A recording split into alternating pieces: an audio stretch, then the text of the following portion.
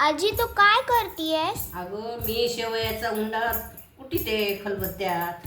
हे कसं करतात मला सांग ना. त्याला काय करायचं बघ, 1 ग्लास सपीठ घ्यायचं. 1 ग्लास सपीठाला पोहे टाकायचा, 1 चमचा मीठ घ्यायचं. मग आणि मग ते तिंबायचं छान. तिंबल्यानंतर 1-1.5 तास असं चांगलं तिंबलं की त्याच्यात ठेवून द्यायचं 1-1.5 तास पातेल्यात घालून. नंतर 1-1.5 तासानंतर असं खलबत्ता घ्यायचा. दगडी असला तर दगडी घ्यायचा, दगडी नसला तर लोखंडाचा घ्यायचा. तू लोखंडाचा घेतलाय? हा, मी लोखंडाचा घेतला. तर इथं तुमच्याकडे लोखंडाचाच खलबत्ता आहे, माझ्याकडे दगडी आहे देऊळगावला. मग काय करायचं, ते कुटायचं छान मस्त नरम. नंतर कुटून त्याच्यात थोडं पाणी घालून पुन्हा बोट्या करायच्या छान चांगल्या बोट्या पांढऱ्या फेक.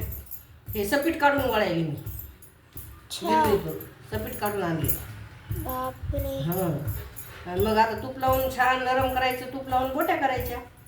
मी तुला ह्याच्यासाठी मदत करू का? बघ ना, मला शिकव बर का, हो. कारण मला याच्यातलं काहीच माहिती नाही. नाही, तुला शिकवते ना मी छान. हो हातावर कशा घ्यायच्या, कशा वळायच्या, शेवया कशा करायच्या, सगळं शिकवते तुला. हो. आता हे झाल्यानंतर आता आपण हे ना झालं, हे कुटणं झाल्यानंतर थोडंसं पाणी लावायचं त्याला. पाणी लावून नरम करायच्या बोट्या छान अजून. मग बोट्या करून ठेवायच्या एका पातेल्यात, त्या घालून अशा पातेल्यात घालून टोपल्यात घालून बोट्या ठेवून द्यायच्या त्याच्यात. मस्त होते. मग पोळू लागते मला तू. हो बर, करू लागा.